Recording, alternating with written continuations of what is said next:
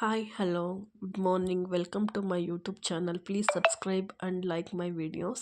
ನಾನಿಲ್ಲಿ ಇವತ್ತು ಅಕ್ಕಿ ರೊಟ್ಟಿ ಮತ್ತು ಕೆಂಪು ಚಟ್ನಿ ಮಾಡೋದು ಹೇಗೆ ಅಂತ ತೋರಿಸ್ತಾ ಇದ್ದೀನಿ. ಫಸ್ಟ್ ಚಟ್ನಿ ಮಾಡ್ಕೊಳ್ಳೋದಕ್ಕೆ ಏನೇನು ಬೇಕೋ ಐಟಮ್ಸ್ ಅದನ್ನೆಲ್ಲ ತೋರಿಸಿದ್ದೀನಿ. ಸೊ ಹಸಿಮೆಣ್ಸಿನ್ಕಾಯಿ ತಿಂದಿರೋರು ಈ ರೀತಿ ಬ್ಯಾಡಗಿ ಮೆಣಸಿನ್ಕಾಯಿ, ಖಾರದ ಮೆಣಸಿನ್ಕಾಯಿ, ತೆಂಗಿನಕಾಯಿ, ಕೊತ್ತಂಬರಿ ಸೊಪ್ಪು ಮತ್ತು ಬೆಳ್ಳುಳ್ಳಿ, ಕಡಲೆ, ಸ್ವಲ್ಪ ಜೀರಿಗೆ, ಒಂದು ಸ್ವಲ್ಪ ಹುಣಸೆಹಣ್ಣು ಇಷ್ಟು ತೊಗೊಂಡಿದ್ದೀನಿ.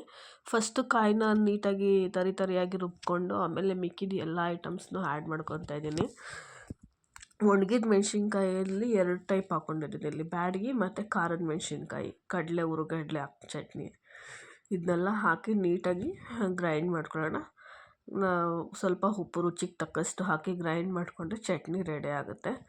ಸೊ ಇದಕ್ಕೆ ಒಗ್ಗರಣೆ ಬೇಕಾದರೂ ನೀವು ಆ್ಯಡ್ ಮಾಡ್ಕೊಬೋದು. ಒಗ್ಗರಣೆ ಮಾಡಿ ಎಣ್ಣೆ, ಸಾಸಿವೆ, ಕರಿಬೇವಿನ ಸೊಪ್ಪು, ಉದ್ದಿನಬೇಳೆ, ಸ್ವಲ್ಪ ಜೀರಿಗೆ ಹಾಕಿ ಒಗ್ಗರಣೆ ಕೊಟ್ಟರು ಚೆನ್ನಾಗಿರುತ್ತೆ. ಇವಾಗ ಅಕ್ಕಿ ರೊಟ್ಟಿಗೆ ಏನೇನು ಬೇಕು, ಫಸ್ಟು ಕಡಲೆ ಬೀಜನ ನೀಟಾಗಿ ಫ್ರೈ ಮಾಡಿ ಇಟ್ಕೊತಾ ಇದ್ದೀನಿ. ಅಕ್ಕಿ ರೊಟ್ಟಿಗೆ ಪೌಡರ್ ಮಾಡಿ ಹಾಕಿದ್ರೆ ಇದು ಪ್ರೋಟೀನ್ ಅಲ್ವಾ, ಮಕ್ಕಳಿಗೆ ತುಂಬ ಚೆನ್ನಾಗಾಗುತ್ತೆ, ಇಷ್ಟ ಆಗುತ್ತೆ.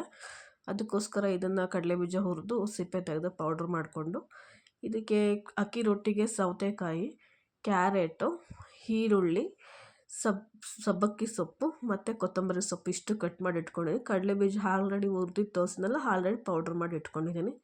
ಈಗ ಅಕ್ಕಿ ಹಸಿಟ್ಟು ತೊಗೊಂಡು ಅದಕ್ಕೆ ಬೇಕಾಗಿರೋಷ್ಟು ರುಚಿಗೆ ತಕ್ಕಷ್ಟು ಉಪ್ಪನ್ನ ಹಾಕಿ ಮತ್ತು ಕಡಲೆ ಬೀಜ ಹುರಿದು ಪೌಡರ್ ಮಾಡಿ ಇಟ್ಕೊಂಡಿದ್ನಲ್ಲ ಅದನ್ನು ಹಾಕ್ತಾಯಿದ್ದೀನಿ. ಮತ್ತು ಆಲ್ರೆಡಿ ರೆಡಿ ಮಾಡ್ಕೊಂಡಿದ್ದೀರ ತರಕಾರಿ, ಕ್ಯಾರೆಟು, ಸೌತೆಕಾಯಿ, ಕೊತ್ತಂಬರಿ, ಸಬ್ಬಕ್ಕಿ ಸೊಪ್ಪನ್ನ ಮತ್ತು ಆನಿಯನ್ನು ಇದನ್ನೆಲ್ಲ ಹಾಕಿ ನೀಟಾಗಿ ಮಿಕ್ಸ್ ಮಾಡ್ಕೊತಾ ಇದ್ದೀನಿ. ನೀರು ಹಾಕಬಾರ್ದು ಫಸ್ಟು. ಹಸಿಟ್ಟು ಮತ್ತು ವೆಜಿಸ್ನೆಲ್ಲ ನೀಟಾಗಿ ಮಿಕ್ಸ್ ಆಗಬೇಕು. ಹಾಗೆ ಮಿಕ್ಸ್ ಮಾಡ್ಕೊಂಡು ನೋಡಿ, ಈ ರೀತಿ ಎಲ್ಲ ಒಂದು ಅದಕ್ಕೆ ಬಂದಾದಮೇಲೆ ನೀರು ಹಾಕ್ಕೊಬೇಕು. ನೀರು ಸ್ವಲ್ಪ ಸ್ವಲ್ಪ ಹಾಕ್ಕೊಂಡು ನೀಟಾಗಿ ಕಲಿಸ್ಬೇಕು. ಜಾಸ್ತಿನೂ ಒಂದೇ ಸಲ ನೀರು ಹಾಕ್ಕೊಂಬಿಟ್ರೆ ಅಳತೆ ಗೊತ್ತಾಗಲ್ಲ. ಸೊ ಅದಕ್ಕೆ ಫಸ್ಟು ನೀಟಾಗಿ ನೀರನ್ನ ಒಂದೊಂದೇ ಸ್ವಲ್ಪ ಹಾಕ್ಕೊಂಡು ಅದಕ್ಕೆ ನೀಟಾಗಿ ಕಲಿಸ್ಕೊಬೇಕು. ನೋಡಿ ಇಲ್ಲಿ ಈ ರೀತಿ ಒಂದು ಹದ ಬಂದಾದಮೇಲೆ ಇನ್ನೊಂದು ಸ್ವಲ್ಪ ನೀರು ಹಾಕ್ಕೊಂಡು ನೀಟಾಗಿ ಉಂಡೆ ಕಟ್ಟೋ ರೀತಿ ಕಲಿಸ್ಕೊಬೇಕು. ನೋಡಿ ಈ ಥರ ಕಲಿಸ್ಕೊಂಡ್ರೆ ಸಾಕು. ಇವಾಗ ಚಿಕ್ಕ ಚಿಕ್ಕ ಉಂಡೆಗಳಾಗಿ ಮಾಡಿಟ್ಕೊಂಡಾದ್ರೂ ಇದು ಮಾಡ್ಬೋದು.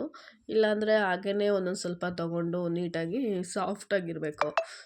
ಚಪಾತಿ ಇಟ್ಟಷ್ಟು ಗಟ್ಟಿನೂ ಬೇಡ, ಮತ್ತು ಅದಕ್ಕಿಂತ ಸಾಫ್ಟಾಗಿರಬೇಕು. ಇಲ್ಲೊಂದು ಬಟರ್ ಪೇಪರ್ ತೊಗೊಂಡಿದ್ದೀನಿ. ಈ ಬಟರ್ ಪೇಪರ್ನ ಶಾಪಿಂಗ್ ಶೀಟಲ್ಲಿ ತೊಗೊಂಬಂದಿದ್ದು. 35 ರುಪೀಸ್ಗೆ 5 ಶೀಟ್ಸ್ ಏನೋ ಬರುತ್ತೆ. ನಾನು ಅಲ್ಲಿ ತೊಗೊಂಡಿದ್ದು. ನೀವು ಬೇಕು ಅಂದರೆ ಅಲ್ಲಿ ನೋಡಿ, ಎಲ್ಲ ಕಡೆ ಸಿಗುತ್ತೆ, ಆನ್ಲೈನಲ್ಲೂ ಸಿಗುತ್ತೆ. ಒಂದು ಸ್ವಲ್ಪ ಒಂದು ಉಂಡೆ ಅಷ್ಟು ತೊಗೊಂಡು ನೀಟಾಗಿ ಸ್ವಲ್ಪ ಎಣ್ಣೆ ಸಾರಿಕೊಂಡು ಚೆನ್ನಾಗಿ ತಟ್ಕೊಬೇಕು.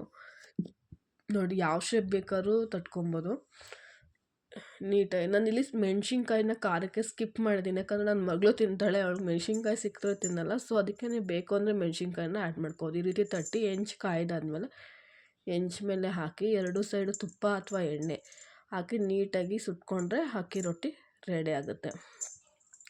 ಅದನ್ನ ತುಪ್ಪ ಮೇಲ್ಗಡೆ ತುಪ್ಪ ಬೆಣ್ಣೆ ಅಥವಾ ನಿಮ್ಗೇನು ತುಪ್ಪ ಬೆಣ್ಣೆ ಯಾವುದಾದ್ರೂ ಒಂದು ನೀಟಾಗಿ ಆ್ಯಡ್ ಮಾಡಿಕೊಂಡ್ರೆ ಸಾಕು.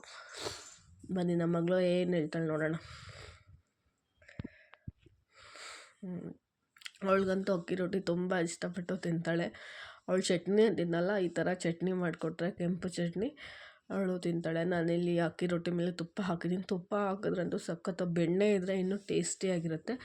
ಒಂದು ಸಲ ಟ್ರೈ ಮಾಡಿ. ಸಂಡೇಸು ಬ್ರೇಕ್ಫಾಸ್ಟಿಗೆ, ಮಕ್ಳು ಸ್ಕೂಲ್ ಲಂಚ್ ಬಾಕ್ಸಿಗೆ, ಯಾವ ಮಕ್ಕಳು ತರಕಾರಿಗಳು ತಿನ್ನಲ್ಲ ಅದಕ್ಕೆ ಹಾಕಿದ್ರೆ ತುಂಬ ಚೆನ್ನಾಗಿರುತ್ತೆ. Thank you.